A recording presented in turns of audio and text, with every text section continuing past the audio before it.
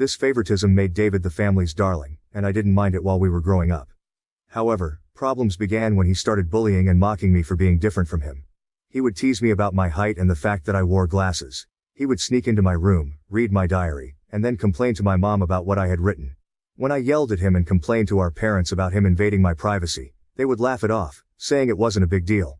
He did more awful things, like nearly breaking my glasses and putting nasty things in my food.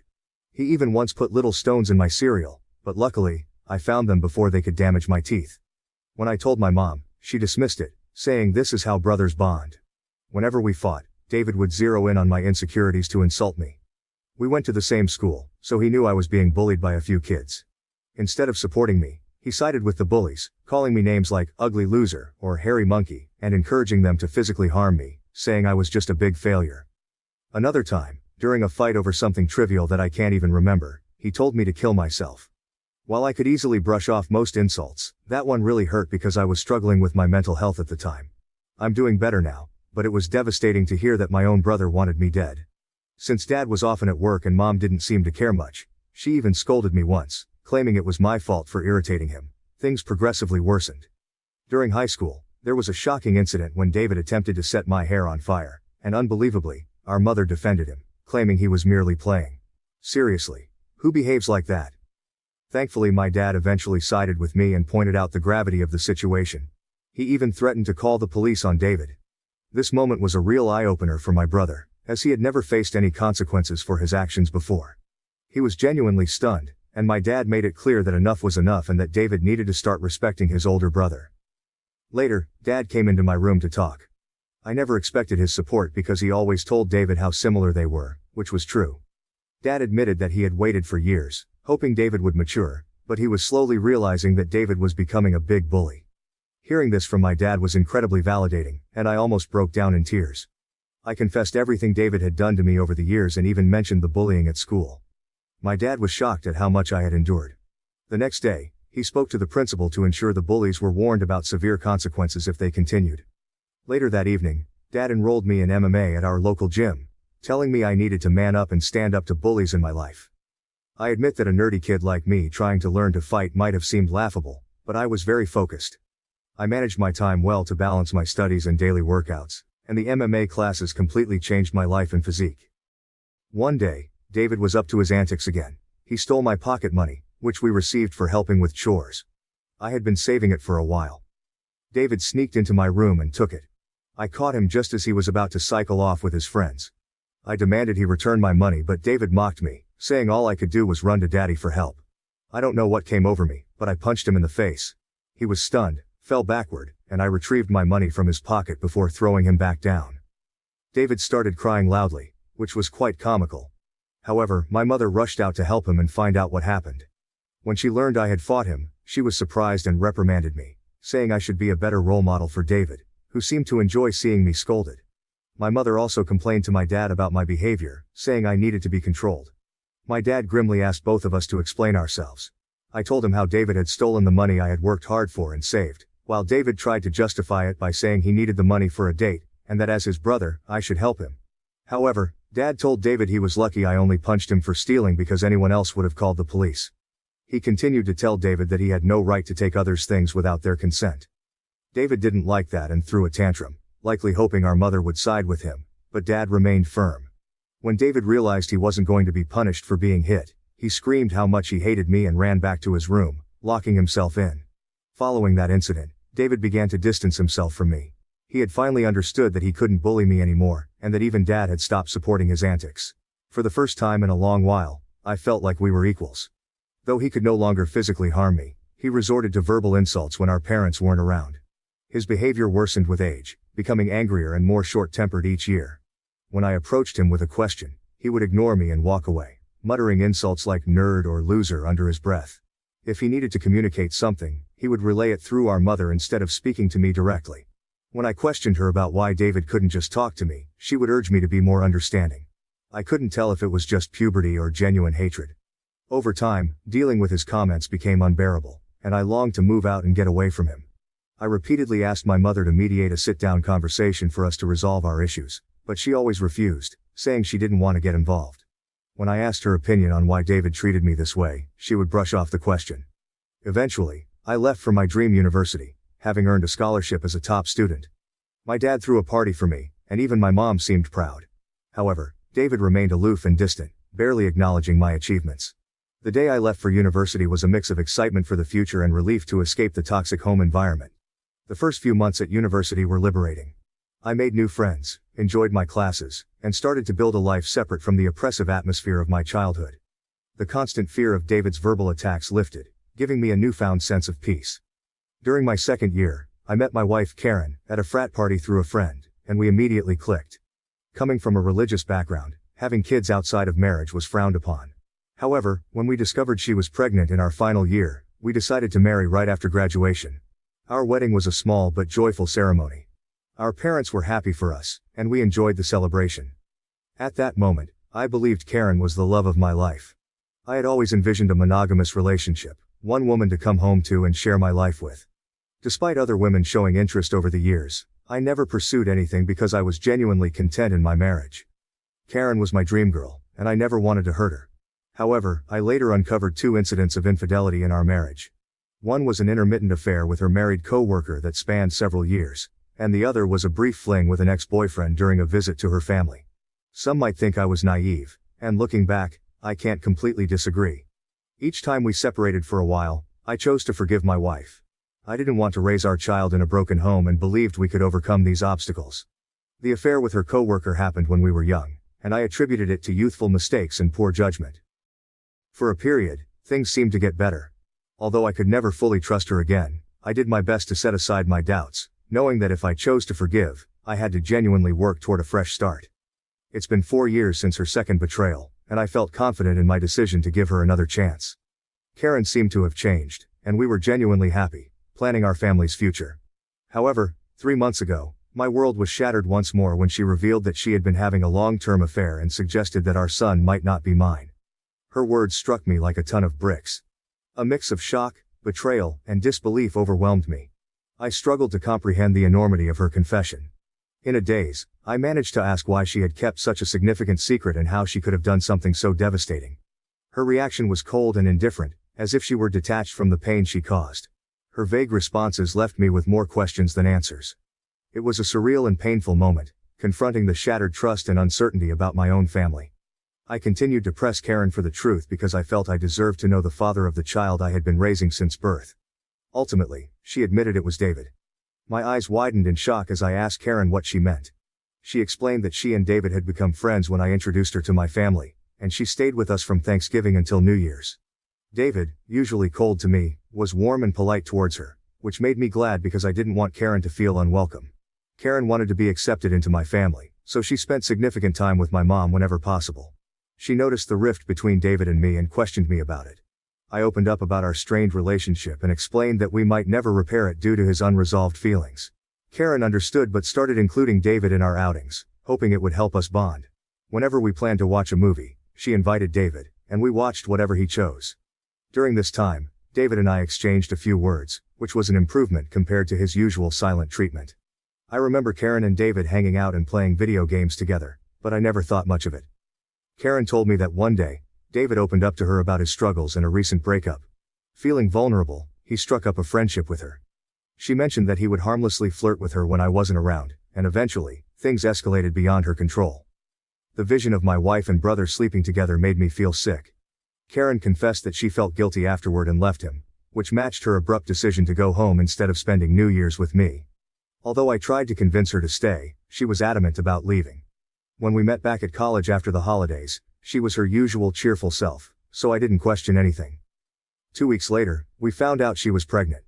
Karen admitted she didn't know if the child was mine or David's, and with no way to prove it, she chose to stay with me, knowing I was the more dependable brother. This was why we got married. My world felt like it was crashing down. The son I loved might not even be mine. I asked Karen if she had been sleeping with David recently, and she slowly nodded. She revealed that they had always stayed in touch because their chemistry was undeniable. They would sneak off to hotels, lying to me about working overtime. She admitted that half of her business trips were actually romantic getaways with him. I asked why she married me if she wanted my brother, and Karen said she didn't want to be the one to break off the marriage. She saw me as a wonderful father to our son and decided to stay. In her words, she made a mistake and didn't know when to stop. I told Karen I was glad she told me the truth but that I was going to pack up and leave. She started crying, asking for forgiveness, and expected me to yell at her. Instead, I calmly packed my clothes. Karen insisted that if I loved her, I should fight for her and that mistakes happen in every marriage. When she realized I wasn't going to do anything, she changed tactics, saying our son would be affected by a divorce and that children shouldn't be raised in broken homes. I reminded her that I might not even be the father, which made her cry more and accuse me of being cruel. It seemed like she believed nothing could make me want to leave the marriage. Perhaps it was partly my fault for letting things slide in the past. While I did love her, it felt more like it stemmed from thinking we had a son together and had been together since college. Karen kept insisting it wasn't too late to fix things, but I struggled to believe her and had no patience left. Trust was a major issue, and her words felt hollow. Even if I forgave her, I could never forget she slept with my brother. I've always believed in forgiving mistakes because we're all flawed, but this was beyond acceptable limits. I left her crying on the doorstep and checked into a hotel. The next day, I went straight to my parents and revealed everything about my wife's affair with David, explaining how they had been secretly sleeping together for years. The shock on their faces was undeniable. True to her nature, my mother initially tried to defend David, insisting that her boy could never do such a thing to his own brother. Determined to expose the truth, I asked my parents to remain silent and let me call David in front of them. I instructed them to stay quiet so I could catch David off guard, making him believe it was a private conversation. When David answered the phone, I confronted him about the affair. At first he vehemently denied it, refusing to accept any responsibility. However, when I told him that Karen had admitted to everything, he started blaming her, calling her characterless. He claimed it wasn't his fault if women were attracted to him and that he was the better-looking brother. I told him firmly that I would expose him to everyone. When David mocked me, saying no one would believe me because he was the golden child, I scoffed at his arrogance and thanked him for confirming the truth, knowing our parents had heard everything. David went quiet and then spluttered, trying to explain himself and salvage his image. My mother, still in shock, demanded an explanation from David. He stuttered through a feeble attempt to justify his actions, blaming everyone else but himself and desperately trying to shift the blame onto Karen. I could see my mother, who had once been protective of her favored son, now felt a mix of disappointment and anger. In that charged moment, I felt a strange sense of vindication. For years, I had endured David's torment. Now, the truth was out, and the roles were reversed. It was David who stood exposed, his actions laid bare for everyone to see. As David's words faltered, my father, usually reserved in his expressions, couldn't contain his disappointment. He asked me to pass him the phone and began to speak to David. "David," my father began, his voice laden with disappointment. "What you've done isn't just a betrayal of your brother, but a betrayal of this family. You slept with your brother's wife and continued the affair even after they were married. Your actions have severe consequences and have irreversibly shattered the trust we had in you. I raised both of you to value family, loyalty, and decency. What you've shown today defies everything I've tried to teach you." He paused, letting the weight of his words sink into David's conscience. "Your disregard for your brother's feelings and the lack of respect for his marriage are unacceptable. You've not only hurt him but also torn apart the bonds that hold our family together. Your mother and I are partly to blame for what you've become, but we will no longer tolerate this behavior. From today, you're cut off from the college funds I set up for you. You'll have to figure out how to pay your university fees on your own. I will also stop funding your lifestyle. Do you think it makes you more of a man to sleep with married women? Let's see how you manage without my money." Throughout this, I maintained a composed demeanor. Although I initially wanted to scream at David, watching my dad punish him was the ultimate vindication. I had exposed his true nature, and it was clear he had underestimated the consequences. My mother, despite David's persistent protests, continued to justify him, but my father swiftly ended the call, shutting down David's attempts to explain away his actions. Afterward, my mom approached me and hugged me. It had been a long time since we shared such a moment, but in that embrace, there was an unspoken understanding and support amid the family turmoil. She apologized for not believing me all this time. My 14-year-old self could never have imagined this moment, being vindicated and embraced by my mother. Following this, my dad helped me find a good lawyer to divorce Karen. She and her lawyer tried to fight dirty, asking for alimony since I earned more than her. But her affair played heavily in my favor. We also conducted a paternity test, and it was confirmed that David was indeed the father of the child. The news was incredibly painful, even worse than discovering Karen's infidelity. I was furious that the son I had loved and raised wasn't mine. However, I decided to stay strong. Karen begged me to continue visiting my son, arguing he shouldn't be punished for the situation, but I couldn't bear to see him. He reminded me too much of David, and I hated it. After my divorce was finalized, I felt a sense of freedom wash over me as I moved into my own bachelor pad. It felt surreal to live alone since I had married so young and never really had the chance to experience independence. However, my naturally independent nature allowed me to quickly adapt to my new lifestyle, and I thoroughly enjoyed it. 2 weeks ago, my dad called to tell me he was considering changing his will because he didn't want to leave anything to David. My dad is incredibly stubborn, and once he decided to cut David out of his life, he stuck to it. David tried reaching out to our parents and even showed up at their doorstep, begging for forgiveness, but they refused to let him in. Even my mother, who usually gave in to David's tantrums, seemed done with him, though it must have been hardest for her. David never texted me to apologize for what he had done, showing he didn't regret his actions. He was just upset about being cut off from our parents. Dad told me he planned to leave everything to me, ensuring David wouldn't contest it later. He would leave David only $1. My eyes widened in shock as my dad had worked hard his entire life. Including his assets, retirement fund, and life insurance, the total came to nearly $2 million. The only condition in his will was that if my dad passed away before my mom, she would continue living in their house, even though ownership would transfer to me. I didn't mind this, as I wanted to care for my mom in her final days. Somehow, David found out about this, and, unable to reach our parents, called me yesterday, trying to make amends. He explained how he was struggling with college and that after Karen discovered the paternity of the child, she had been pestering him for child support. He said he had no money and was looking for part-time jobs but couldn't find anything. He begged me to talk to our family to start fresh since he really needed my help. I laughed in his face and told him I was done with him. I reminded him that he should have thought about the consequences before sleeping with my wife and getting her pregnant. David argued that I was being unfair and that Karen was also to blame, to which I agreed. I reminded him that I had divorced her, making her his responsibility now. He shouldn't be calling me to complain about her or the child since these were the consequences of his own actions. David started to raise his voice, but I interrupted, reminding him that he was no longer the favored child in the family but the black sheep who had slept with his own brother's wife. At that moment, David began to cry, telling me how everyone, including our grandparents and relatives, had turned against him. While this was true, it was no longer my concern. I told him we were done and that he should never call me again since I no longer considered him my brother. Since then, I've replayed the conversation in my mind. Despite my hatred for my brother, I had never heard him cry, at least not since we were kids. I won't lie. It did hurt me a bit to see him so helpless. So, I guess I'm here to ask if I should talk to our parents about him or if I would be an asshole if I don't. Update 1. Hi everyone, many of you have been asking why I am no longer in contact with my son Henry, and some have even called me cruel. I need to explain that I am not comfortable raising another man's child. This isn't a stepson situation. I was led to believe Henry was my son, only to later discover he is actually my brother David's son. Naturally, this revelation hurt deeply, and I cried over it for days. The main reason I don't want any contact with Henry is that I no longer want Karen in my life. If I remain connected to her child, she will find a way to re-enter my life, and I need my space. You may think I'm cruel or selfish, but I can't see him ever again, at least not for a very long time. Update 2. Most of you correctly guessed that it was my mother who informed David about my dad changing his will, leading David to call me as a last resort to fix things. I confronted her in front of my dad, and she broke down, saying I had punished David enough and that he had learned his lesson.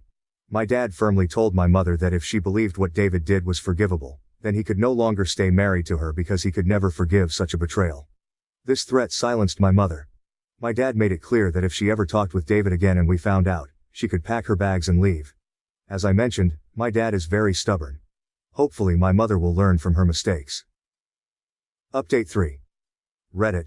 It's been 5 months since my last update. My relationship with my parents has improved over the past few months. My dad and I go golfing every weekend, and he treats me more like a buddy than a son. Although my mother misses David, she has stayed away from him. The last I heard about David was from my cousin, who said David had been asking everyone for money, and eventually had to drop out of college because he couldn't afford the fees. He and Karen are living together, and he has a part-time job as a mechanic. Apparently they are raising Henry together, which is a good thing I guess. I never discuss David with my parents, and they don't bring him up either. For everyone asking, I am doing quite well. I was promoted at my job 2 months ago, so my salary has significantly improved. I haven't been dating anyone as I feel I still need time and space to heal. I've been going to therapy, so we'll see how that works out. Thank you for watching. If you haven't subscribed yet, Please do so and hit the notification bell to stay updated with more shocking real-life stories happening around you.